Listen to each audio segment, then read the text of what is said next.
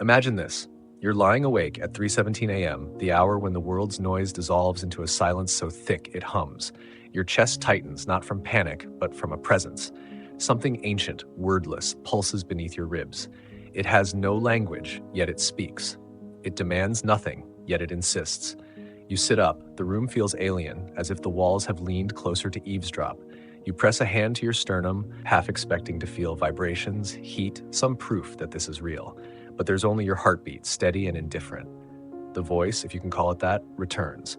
Not sound, but a gravitational pull. It drags you toward a truth you've spent decades burying. You are not who you pretend to be. Here's the paradox. Your soul has been shouting since the day you were born, but you've been trained to call its language anxiety, to pathologize its whispers as daydreams, its screams as failure. You've been taught to drown it out with productivity, Netflix binges, and curated Instagram lives. Yet it persists, this relentless murmur beneath the static of modern existence. Why? Why does the most authentic part of you, the only part that knows why you're here, sound like a stranger? Why have we built civilizations that celebrate outer achievements while treating inner truth as a quaint superstition? And what happens to a world where billions of souls scream into sealed vaults, their echoes suffocating beneath the weight of normalcy? Consider the last time you made a life-altering decision. Was it your soul that chose, or a committee of borrowed voices? Your parents' expectations, society's timelines, your own fear of scarcity? Trace the contours of your daily rituals.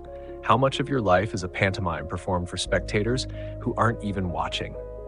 We live in an age of unprecedented connection, yet the average person spends 6.5 hours daily consuming digital content designed to distract, not awaken. Algorithms feed us dopamine hits while starving the soul's hunger for meaning. We've industrialized the human spirit, reducing it to a productivity metric. But the soul doesn't care about efficiency. It cares about aliveness. It would rather you die burning with purpose than live as a well-adjusted ghost. Still, we resist. We call this inner voice impractical. We dismiss its urgings as midlife crises or burnout. But what if the opposite is true? What if burnout is the soul's final warning? A biological strike against a life of self-betrayal?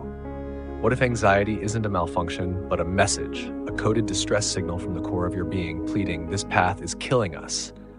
The tension here is primal, existential.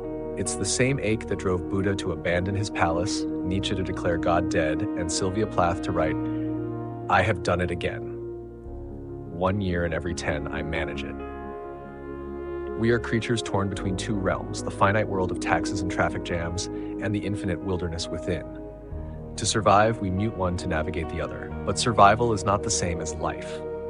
So we arrive at the great question: when the soul speaks, who listens? Not your Instagram followers, not your LinkedIn network, not even your therapist, unless they're willing to venture beyond DSM-5 codes into the uncharted territory of you.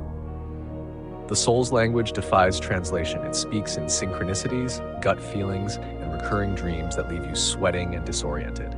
It communicates through the job offer that terrifies and excites you in equal measure, the relationship you can't quit despite all logic, the art you're compelled to create even as the world scoffs. How will you monetize that? But here's the rub. The soul doesn't want to be heard. It wants to be obeyed. To follow its call is to risk everything: your stability, your identity, the fragile illusions that keep you functional. No wonder we've built an entire civilization on distraction. To listen is to step onto a tightrope between madness and transcendence, with no safety net below. Yet what's the alternative? A life measured in likes and promotions, only to realize on your deathbed that you've never truly existed? A slow suffocation of the very essence that makes you human? The clock ticks. Now, that gravitational pull intensifies, threatening to crack your ribs open. You have a choice. Roll over, swallow a sleeping pill, return to the collective trance, or you could answer. The moment you do, a door cracks open in the architecture of your mind, and the world floods in differently. Colors sharpen, time warps. You notice the cracks in your partner's smile, the hollowness behind your boss's praise, the way your laughter sometimes rings tinny like a coin dropped on concrete. This is not enlightenment. This is rupture. The soul, once acknowledged, becomes a relentless interrogator. Why do you tolerate what degrades you? Why do you worship gods that demand your diminishment? But before we dissect the rebellion, we must autopsy the cage. The silencing of the soul is not accidental. It is a meticulously engineered project, one that spans millennia, weaving through religion, capitalism, and the very structure of human cognition. Carl Jung called it the collective shadow, the dark cellar of civilization where we've buried everything too raw, too true, too alive to fit into polite society. Friedrich Nietzsche saw it as the triumph of the herd mentality, a conspiracy of mediocrity that crucifies anyone brave enough to demand more from existence. But to understand why we mute our deepest selves, we must confront an uncomfortable truth. Society depends on your disconnection from the soul. Think of it as a psychic arms race. From the moment you learned language, you were enrolled in a silent curriculum. Schools taught you to prioritize correct answers over raw inquiry. Religions offered prepackaged salvation in exchange for obedience. Capitalism reduced your worth to economic output, convincing you that rest is sin and desire is a demand for endless consumption. Even psychology, in its quest to medicate away sadness, pathologized the soul's natural response to a suffocating world. You were handed a map at birth, its borders drawn by dead men's fears. Deviate, and you risk exile, not just socially, but existentially.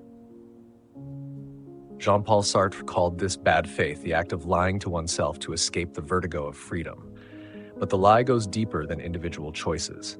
Neurologically, your brain is wired to conflate familiar with safe. Every time you swallow a truth to keep the peace, every time you trade passion for pension, you strengthen neural pathways that equate authenticity with danger. The amygdala learns to treat the soul's whispers as threats, triggering fight-or-flight responses to keep you small.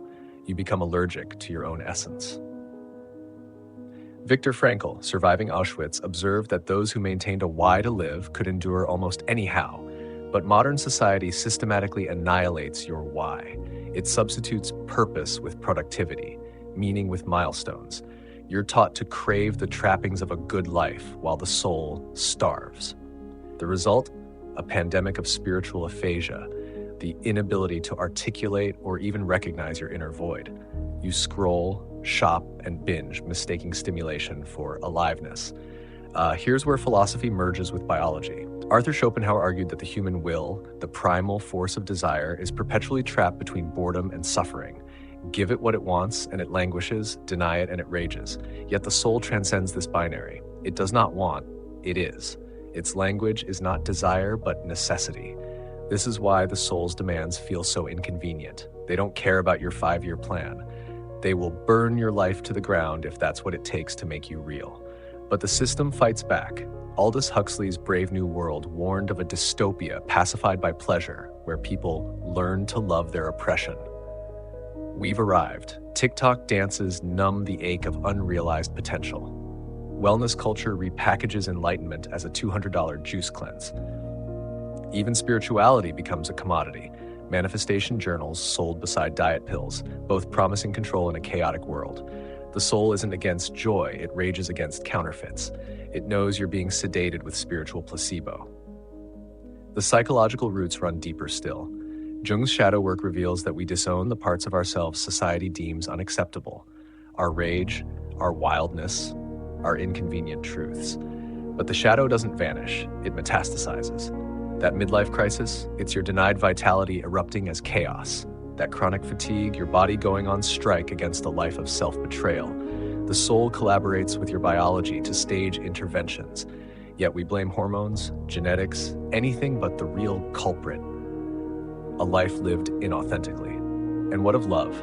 We've been sold a fairy tale that romance will save us, yet the soul knows better. It aches not for a prince, but for recognition, to be seen in its raw, unfiltered truth. Most relationships fail because they're transactions between disguises. We pledge eternity to strangers, then wonder why loneliness persists. The French existentialist Simone de Beauvoir saw this clearly. Love is the desire to integrate the other into the self, she wrote. But how can you merge with another when you're exiled from yourself?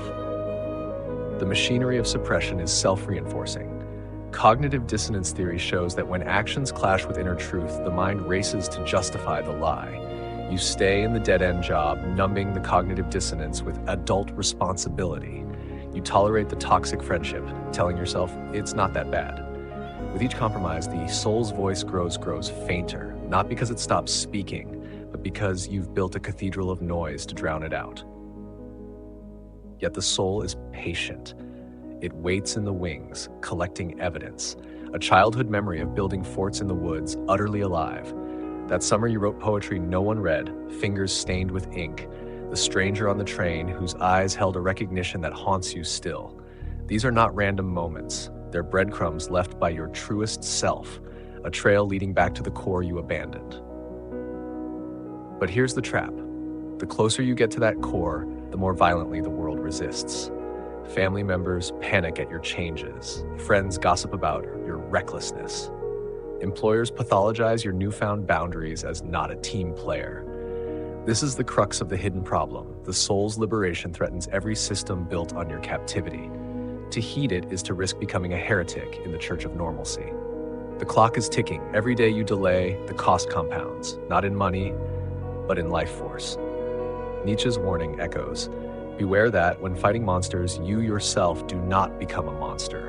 For when you gaze long into the abyss gazes also into you. But what he didn't say, the abyss is not out there, it's within, and it's been staring back your whole life, waiting for you to meet its gaze.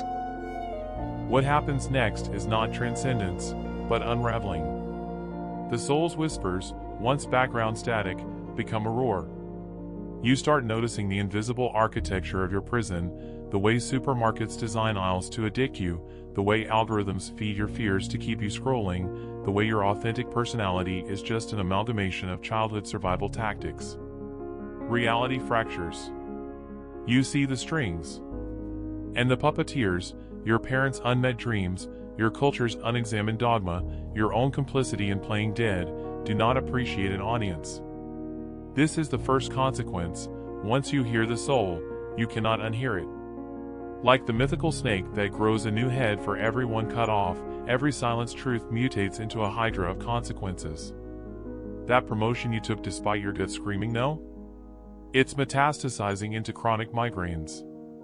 The marriage you stay in out of duty? It's teaching your children how to suffocate.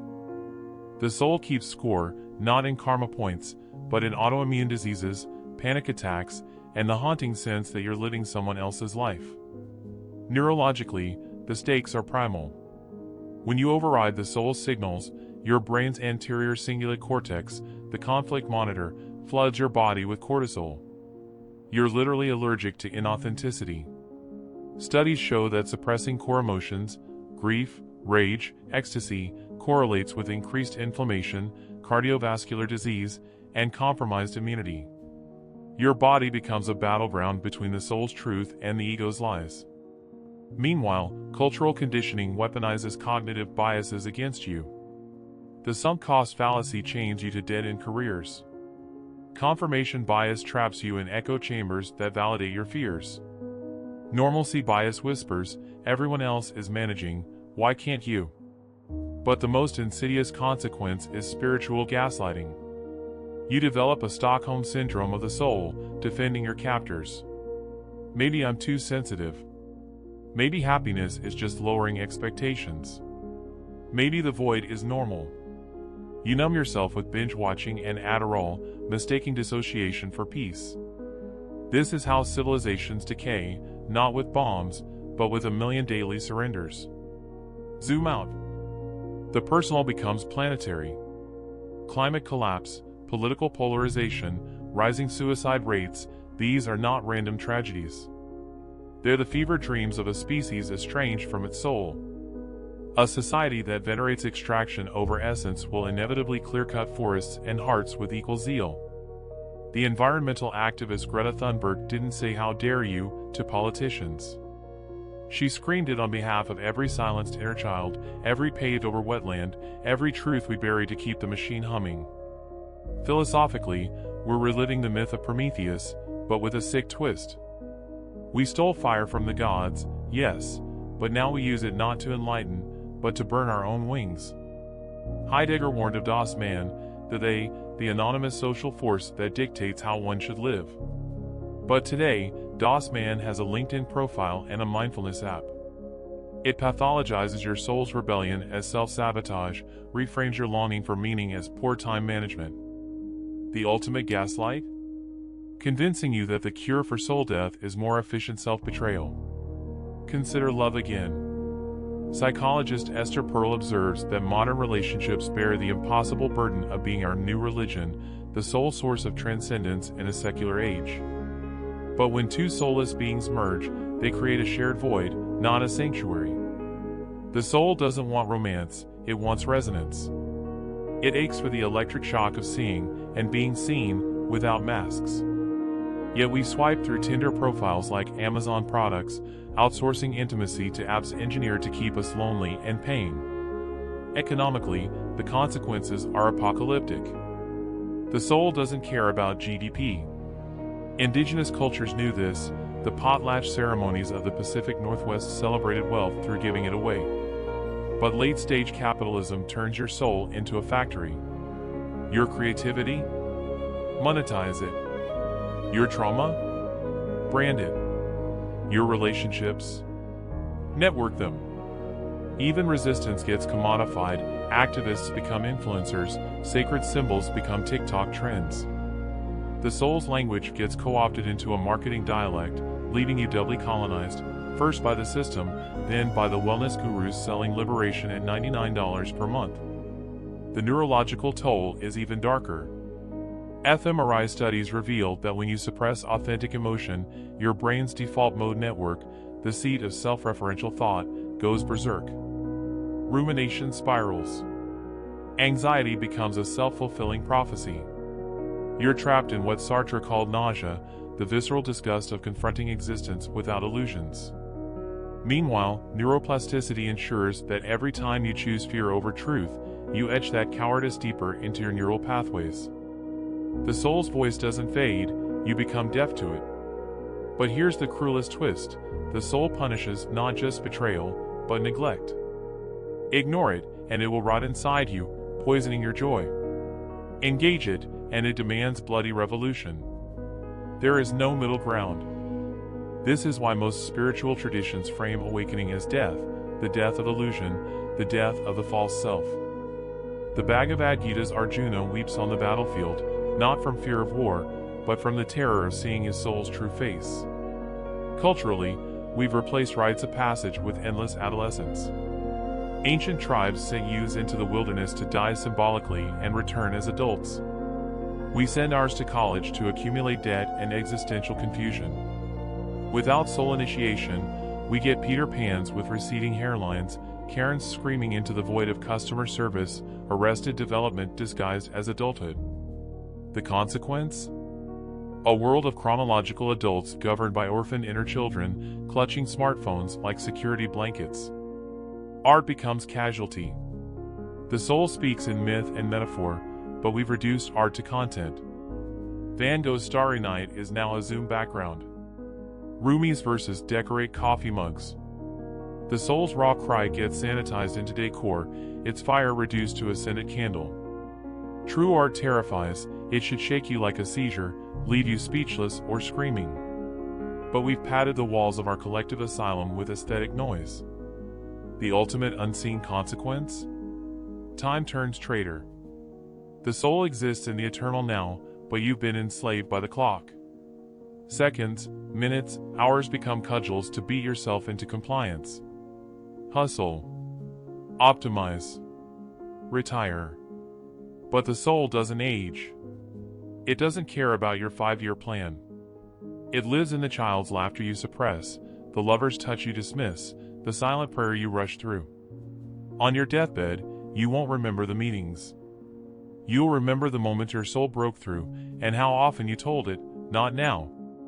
Yet there's a perverse hope here. Just as neuroplasticity chains you, it can free you.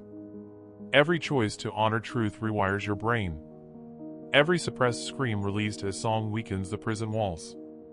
The Japanese art of kintsugi, repairing broken pottery with gold, reminds us that cracks are where light enters. Your soul's fractures are not flaws, but portals. But be warned, the journey accelerates.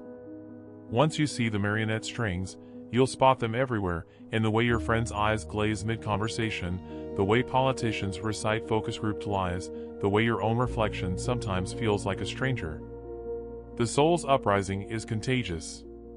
It threatens every hierarchy, every system built on your sleepwalking compliance. The clock is ticking. The walls are closing.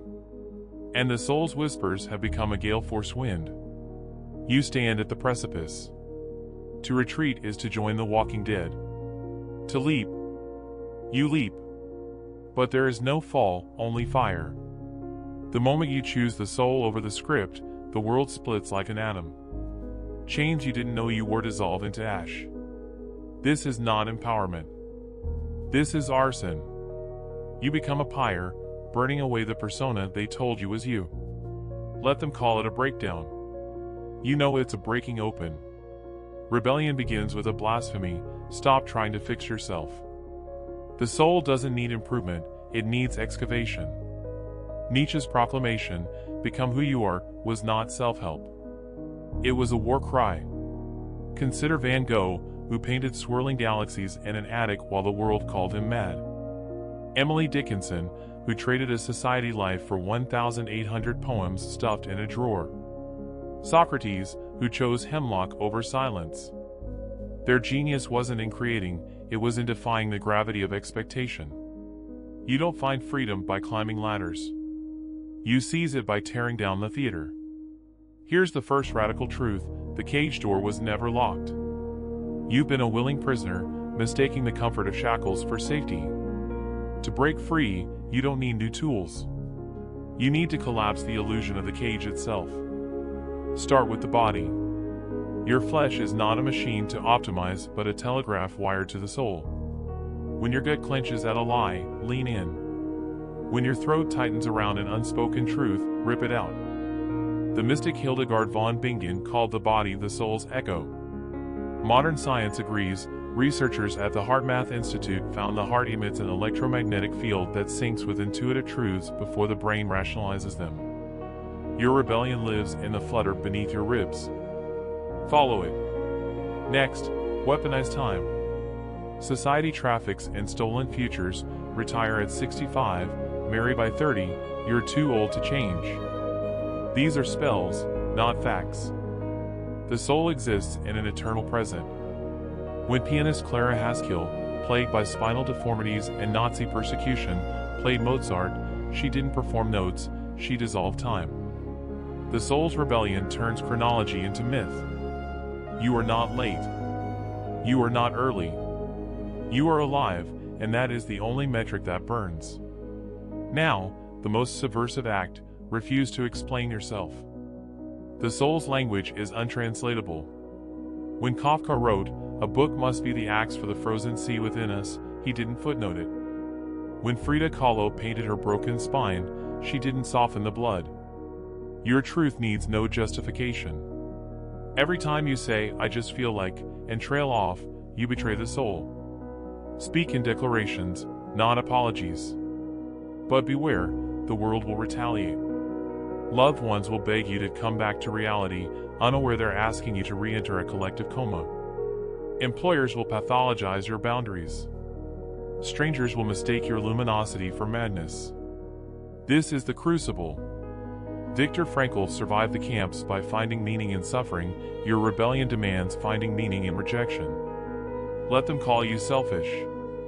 The soul knows, to abandon yourself is the true violence. Here's how to endure. 1. Court chaos. Carl Jung wrote, "There is no birth of consciousness without pain." When the soul stirs, it drags you into the underworld: failed marriages, abandoned careers, nights howling at the moon. These are not failures, but initiations. The phoenix doesn't apologize for the ashes. 2. Hunt beauty like a fugitive. In Stalinist Russia, poet Anna Akhmatova whispered verses to friends who memorized each line, then burned the paper. Your soul's survival depends on stolen moments: dawn walks, the scent of rain on concrete, humming a melody that cracks your armor. 3. Rewrite the commandments. Thou shalt not disappoint becomes thou shalt not betray. Thou shalt be normal becomes thou shalt burn weird and bright. 4. Build a coven. The soul cannot thrive in isolation. Find the others, the quiet woman at the cafe sketching galaxies in her notebook, the CEO who secretly writes haiku, the mechanic who quotes Rilke. Recognition is oxygen. The rebellion is not a one-time revolt but a daily sacrament. Buddhist monk Thich Nhat Hanh didn't fight the Vietnam War with protests alone, he brewed tea mindfully, turning each sip into resistance. Your rituals become revolutions. When asked what do you do, reply with what you love, not your job title. Spend a day saying no to everything that numbs and yes to everything that terrifies. Dance alone to music only you can hear. Neuroscience vindicates the mutiny. Each time you choose authenticity, your brain's ventromedial prefrontal cortex, the seat of self-referential thought, rewires to prioritize inner truth over external approval. Dopamine surges not when you people please, but when you honor your core. You are literally addicted to truth. Yet the path is merciless. You'll lose relationships, security, the cozy lie of belonging. But in the rubble, you'll find fossils of your forgotten self, the child who talked to trees, the teen who wrote protest songs, the parts you buried to be loved. Reclaim them. Schopenhauer was wrong, the will isn't a pendulum between boredom and suffering. It's a compass. History's rebels mapped the way. Galileo, under house arrest, muttering and yet it moves. Harriet Tubman, 13 rescue missions guided by visions from a childhood head injury she called God's voice. David Bowie, shedding personas like snakeskin, not to hide but to reveal. Your rebellion is both grander and simpler. It's quitting the soul-crushing job before the safety net. It's wearing the outfit that makes strangers stare. It's ending the call when they interrupt your truth. It's existing unapologetically in a world that profits from your shame. The fire spreads. With each act of defiance, you embolden others. A daughter watches her mother leave an abusive marriage and learns audacity. A coworker sees you decline a promotion for peace and questions his own burnout. Revolution is fractal, the personal upheaval becomes cultural alchemy. But stay vigilant. The ego, that master impersonator, will try to hijack the rebellion. It will dress self-destruction as freedom, narcissism as self-care. The soul's path is neither martyrdom nor hedonism, it's the razor's edge between. You'll know you're on track when your choices bring terror and tranquility, like a thunderstorm that clears the air. As the walls of your old life smolder, you'll feel it, a vibration in your sternum, lower than sound, older than language. The soul's drumbeat. It needs no followers, no validation. Only the courage to march. The bridge is burning behind you. The future is a mirage. There is only now. Only this. Only.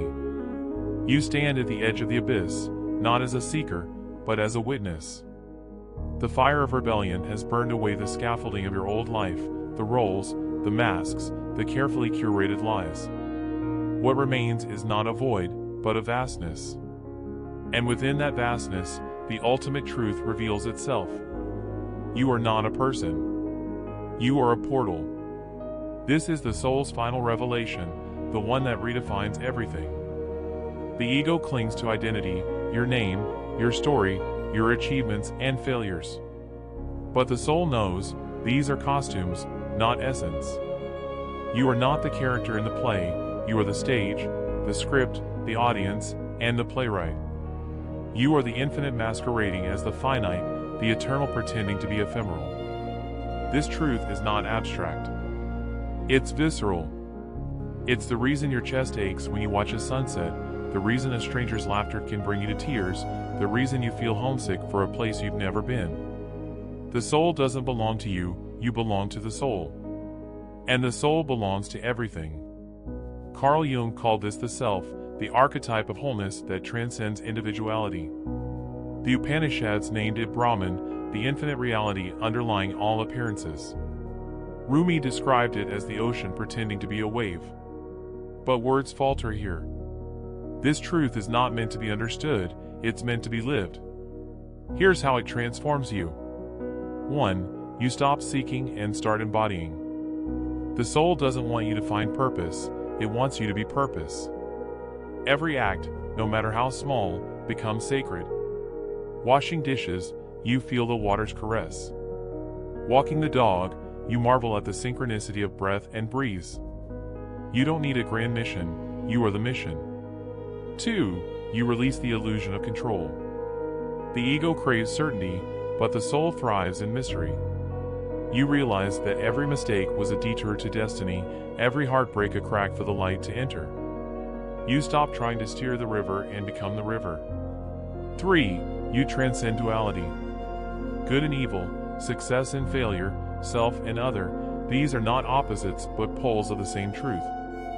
The soul doesn't judge, it integrates. You forgive your abusers because you see their wounds. You embrace your shadow because it holds your gold. 4. You become a mirror. When someone gazes into your eyes, they don't see you, they see themselves reflected in your soul. Your presence becomes a gift, not because you're special, but because you're transparent to the infinite. This realization is not a destination but a homecoming. You've always known this truth, buried beneath layers of conditioning. It's the reason you cried as a child when no one heard you, the reason you feel nostalgia for moments you've never lived. The soul remembers what the mind forgets. You are not separate. You never were. But here's the paradox: to fully embody this truth, you must also release it. The moment you claim, "I am enlightened," you've built a new cage. The soul's ultimate freedom is in its boundlessness. It doesn't need to be named, understood, or even believed. It simply is. And so, you live as a question mark, not an exclamation point. You become a walking koan, a riddle that unravels everyone you meet. Your life becomes art, not because it's perfect, but because it's true. The world will try to reclaim you. Bills will arrive. Conflicts will arise. But you'll move through them like a dreamer aware she's dreaming. You'll pay the bills, not as a wage slave, but as a steward of energy. You'll face conflicts, not as battles, but as dances. And when the drumbeat fades, when your body returns to earth, your name to dust, you'll realize the final secret: there is no end. The soul doesn't die, it dissolves. Like a drop returning to the ocean, it remembers it was never apart. This is the ultimate rebellion, not against society, but against the illusion of separation. It's the quietest revolution, the one that needs no banners or slogans. It's the choice, moment by moment, to live as the infinite within the finite, the eternal within the ephemeral. So when the soul speaks, who listens? You do. Not the you who pays taxes and scrolls through screens, but the you that existed before birth and will outlast death. The you that is not a noun but a verb, a shimmering, ever-unfolding becoming. The world will keep spinning. The noise will persist. But you'll move through it like a ghost, untouchable, unshakable, radiantly alive. Because you've realized the final, most powerful truth. You are the listener. You are the speaker. You are the silence between.